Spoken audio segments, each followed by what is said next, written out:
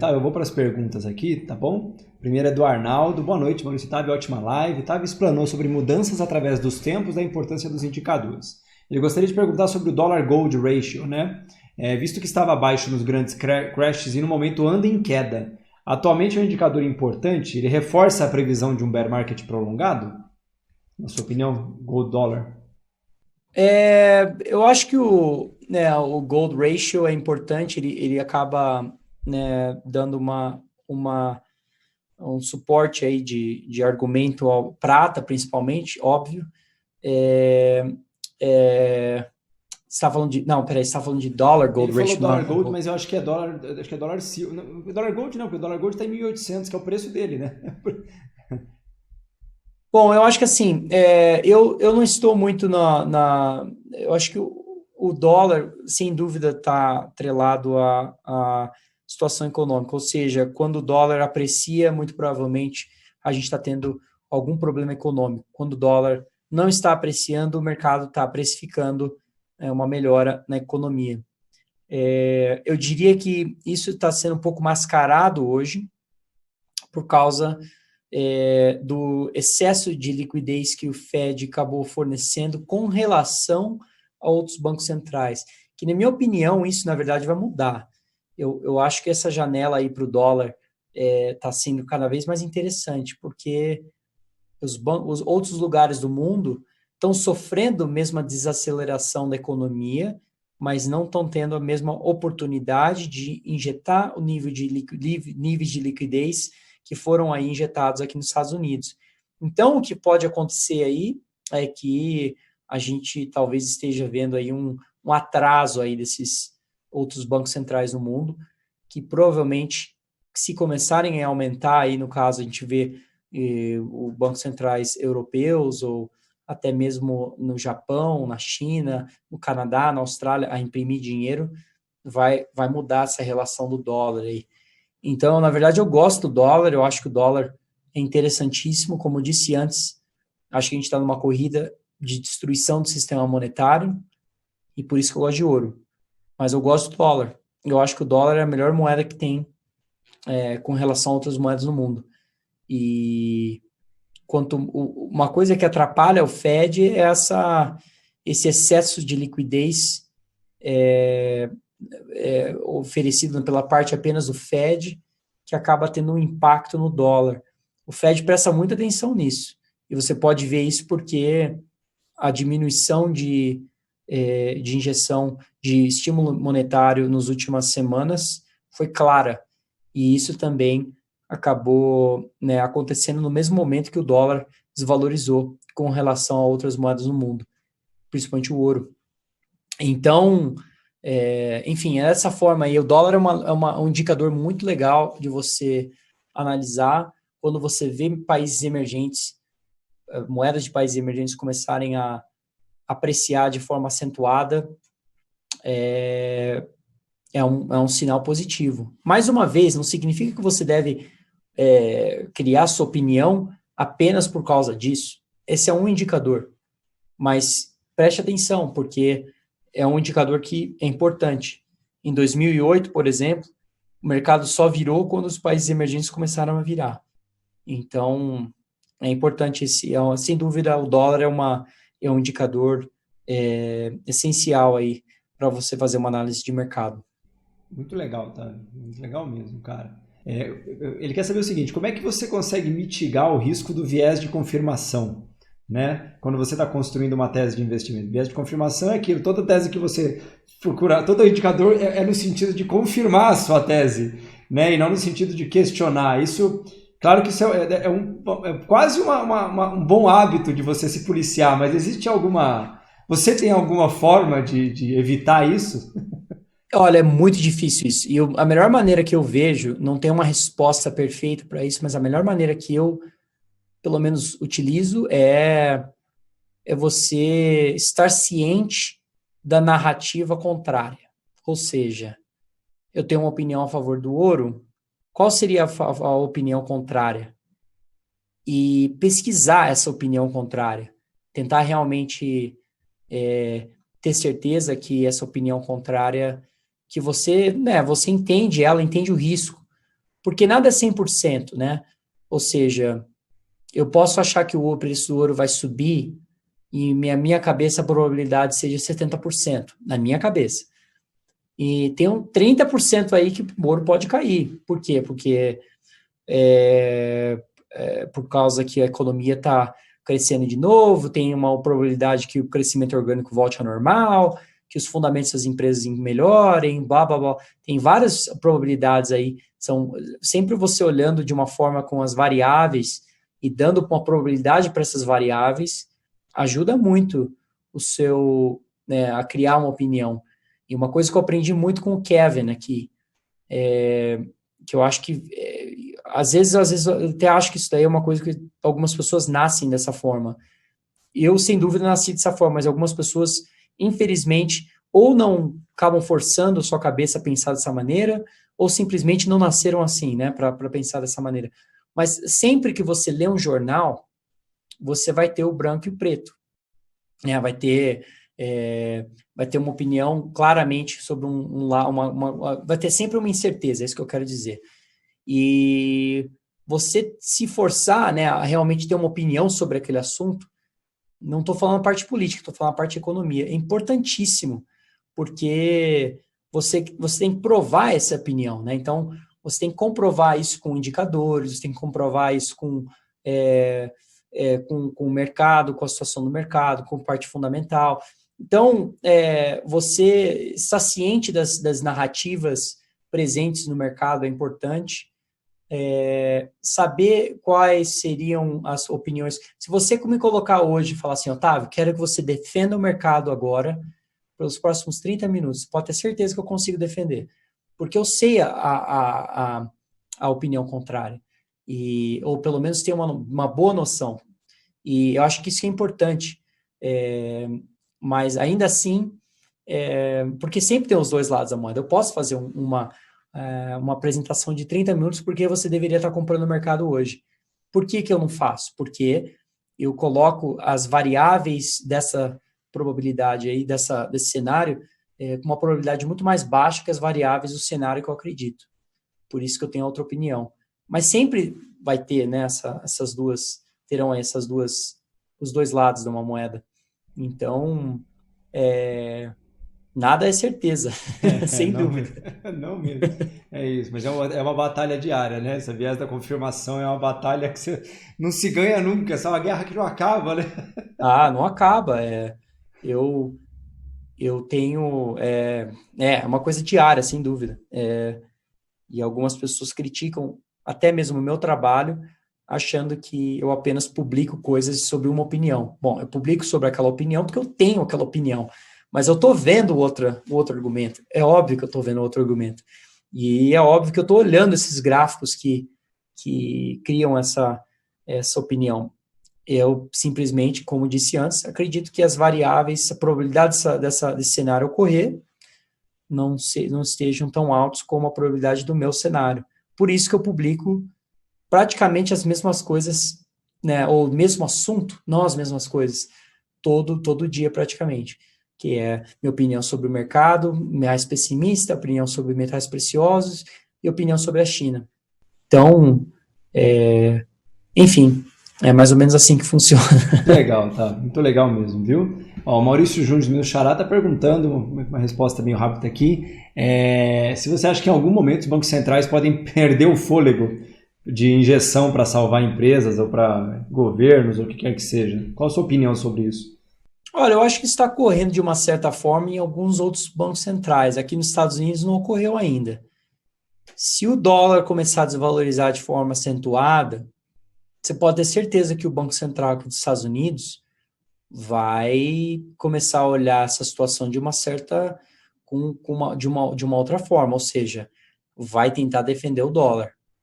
Então, quando as pessoas comentam sobre aquela ideia de que impressão monetária é ilimitada, eu acho que o mercado está subindo nessa teoria, ela é válido, sem dúvida, é ilimitado o que eles quiserem imprimir aí. Agora, o que você tem que entender, eu acho, é que se o dólar desvalorizar de forma acentuada, os problemas que serão criados devido a isso a longo e médio prazo serão muito mais severos do que os problemas atuais devido ao ciclo econômico. E é por isso que eu acredito que o Banco Central não tem aí a possibilidade de defender ou ter controle ao ciclo econômico por muito tempo. Por isso eu acredito no posicionamento aí de comprar ouro e vender ações. Eu acho que o Banco Central vai precisar de cada vez mais liquidez para conseguir o mesmo efeito, né, de performance, principalmente no mercado de ativo de risco, mercado de ações.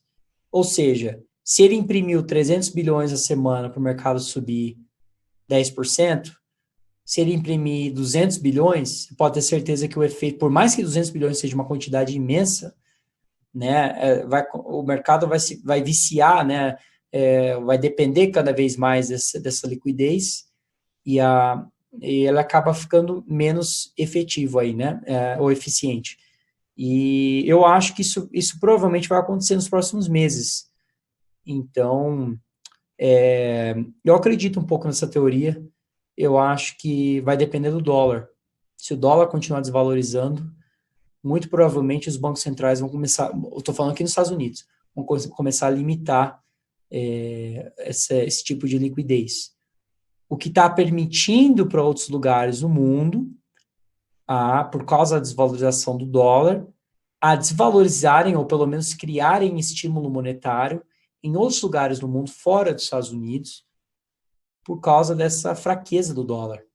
Então, e algumas pessoas acreditam, por exemplo, que alguns países estejam em posições melhores, muitas pessoas acreditam na China, por exemplo, e devido a isso, a China vai ser a nova moeda reserva internacional. Eu não acredito nisso. Por quê?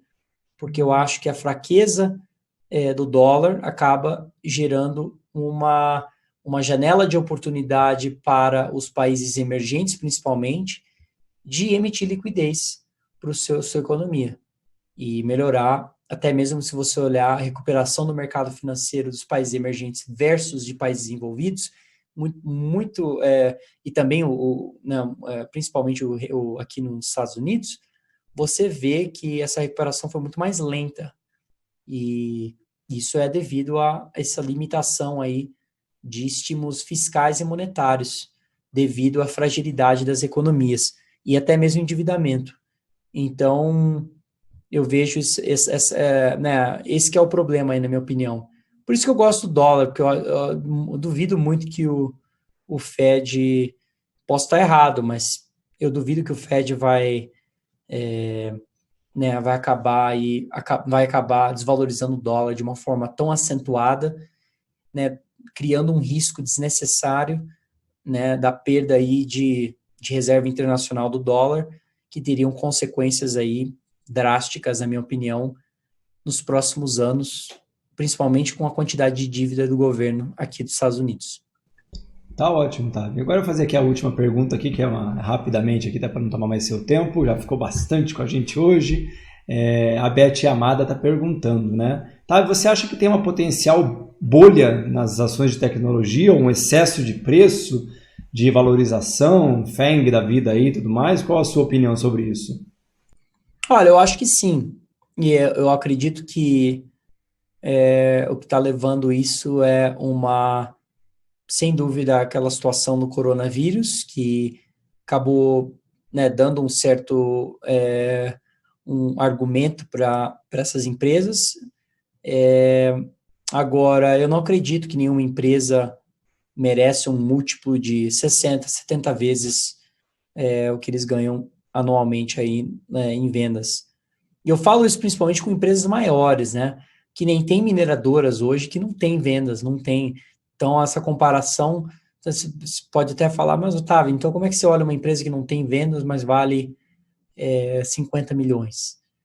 Pô, ela não vale, no caso, 30 bilhões, né? A diferença de múltiplo aí, em termos de valoração, é sem dúvida extrema.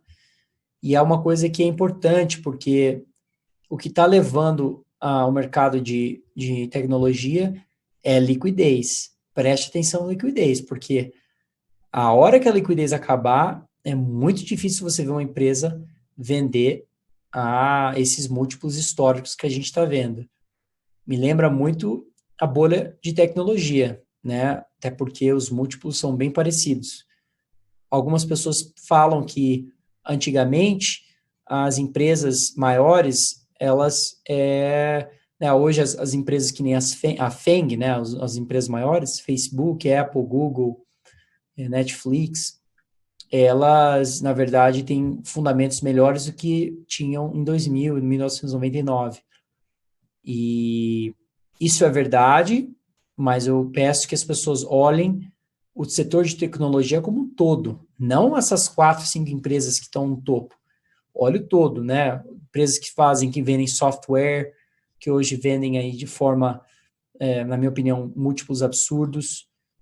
Algumas pessoas pensam que essas empresas têm modelos de negócio mais previsíveis, porque eles têm modelos de negócio que criam membros, né? Então, isso normalmente, né, esse tipo de modelo tende a ter múltiplos maiores, e o que acabou acontecendo é que todas as empresas de tecnologia criaram esse tipo de modelo, porque perceberam que ao criar isso, o mercado imediatamente já dava um múltiplo muito mais alto. Então, eu não vejo simplesmente, né, a relação risco e prêmio aí, me parece nada atraente, e não estou encostando o dedo em tecnologia. Muito pelo contrário, a gente tem investimentos vendidos nessa indústria, nesse setor. Então, enfim, é a minha opinião. Eu acho que sem dúvida, uma parte do mercado que está né, tá com valorações realmente históricas aí. Tá bom, Tavi. Cara, eu queria de novo assim agradecer então a tua gentileza aqui em ceder seu tempo para fazer essa aula bônus aqui, falando, eu adorei, eu falo que eu fico só ouvindo, acho muito legal, porque eu gosto de entender essa parte, eu nunca trabalhei em fundo, eu acho legal pra caramba, é uma forma de enriquecer, porque a visão, ainda que seja similar, ela não é igual à visão de um investidor pessoa física, né? Por causa dos volumes envolvidos, dos prazos, da corresponsabilidade de ter o dinheiro de uma outra pessoa, né? Você tem que ter de fato uma tese de investimento, não é meramente um plano, né? Você tem toda uma tese, e isso reforça algo que eu costumo falar, que o Brasil está ampliando o número de investidores em Bolsa de Valores, o que é ótimo, mas eu acho muito engraçado, especialmente quando a gente fala de fundos de investimento, o quanto as pessoas nunca perguntaram para o seu gestor qual a tese de investimentos dele, né? Só quer saber o que tem comprado, mas não quer entender o porquê que está comprado, os horizontes de tempo, quais os objetivos, né? Então eu achei sensacional, queria de verdade dar parabéns, assim. Eu, de novo, agradeço a gentileza. Eu falei, ele falou, não, quando vamos marcar? Eu sou suspeitíssimo, gosto demais dele, gentil demais, muito disponível. Fico muito feliz, não à toa a Chris Cat tá voando em captação, fico muito feliz mesmo. Né? E é o que eu falei, eu torço para que as teses se confirmem, né, de investimento, aí, que retornem os objetivos que você está buscando, mas só para deixar uma última provocação aqui, é só um comentário, é muito engraçado como as pessoas estão falando hoje em dia, especialmente nessas épocas se você puder fazer um comentário curto sobre isso, o lance das injeções de capital, né? Qualquer um poderia achar que é um paradoxo você olhar e falar, eu estou a favor do ouro e do dólar, né? Isso não é um paradoxo. Uma coisa é você falar que a economia vai ter uma alteração de dinâmica. A outra coisa é falar que os Estados Unidos não serão mais os Estados Unidos. E eu queria só, se você puder encerrar, então, com explicar um pouco desse não paradoxo. Né? Eu entendo, pessoalmente, eu queria que você desse a sua opinião, o quanto o ouro estar indo no mesmo sentido como os outros, né, de confirmação, não é um paradoxo em relação ao dólar também, na mesma apreciação que você falou, Otávio. Um comentário importante, porque eu recebo muito esse comentário, na verdade, de que como que você tem uma posição tão positiva com relação ao ouro, mas também positiva com relação ao dólar. Afinal, o ouro é precificado em dólares, né? E é interessante isso, mas acho que volta a análise histórica e macro com relação ao poderio econômico americano, que ainda continua tendo aí as melhores leis, as melhores leis de negócios, leis do país também, sociais, sem dúvida, continua sendo, na minha opinião, o lugar aí, né, mais próximo de capitalismo aí que você chega. E o mercado de ações, sem dúvida, é a melhor forma de capitalismo que você encontra, né? Infelizmente, algumas decisões políticas acabam né, tendo influências diferentes. Então, sem dúvida, o capitalismo acaba sendo impactado nessas decisões. Eu acho que eu nunca vi um país comunista realmente virar um lugar onde as pessoas querem investir, e eu acho que muito dificilmente o próximo candidato aí né, a essa busca de virar uma reserva internacional, muito provavelmente a China não será aí esse, esse país. Eu acho que a gente viu algo parecido com a Rússia em 1990, e quando você analisa a parte de crédito, na bolha de crédito da China com relação aos Estados Unidos, a diferença é brutal. Então, é muito difícil você ver um crescimento econômico nos próximos 10, 15 anos na economia chinesa por causa desse nível de dívida, de endividamento já presente na economia.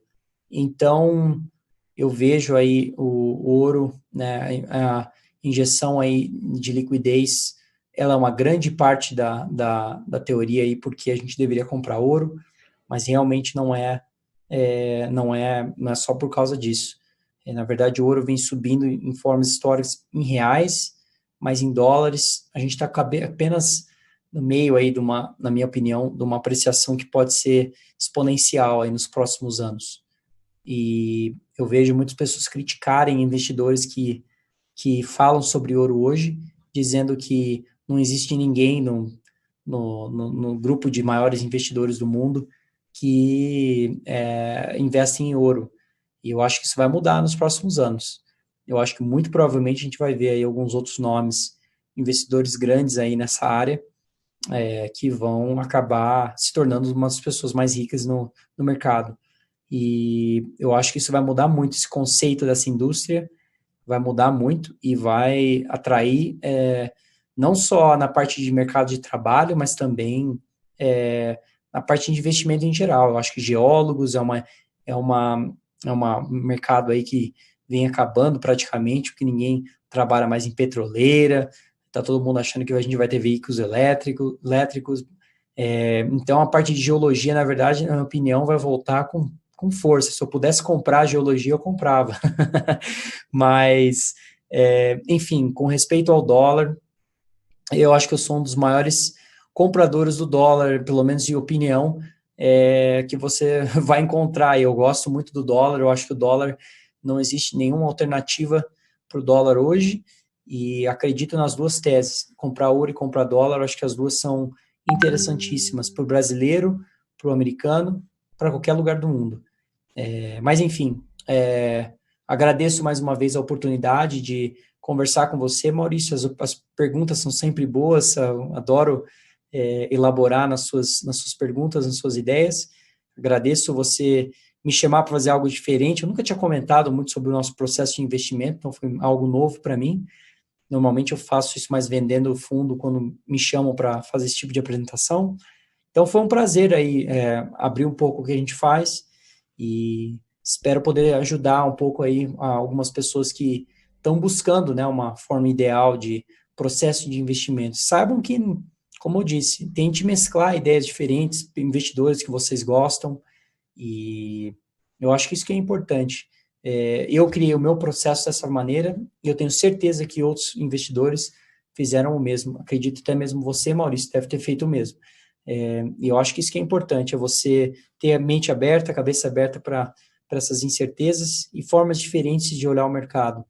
E que conhecimento sempre é algo muito positivo e todo mundo deveria estar buscando cada vez mais no que for parte de programação, história de finanças e economia, a parte fundamentalista, entender o máximo possível, modelos, quais modelos que já foram criados no passado, que já deram certo, teorias de economia, entender que nenhuma é 100% correta, mas elas todas, se você mesclar elas, você tem uma ideia melhor.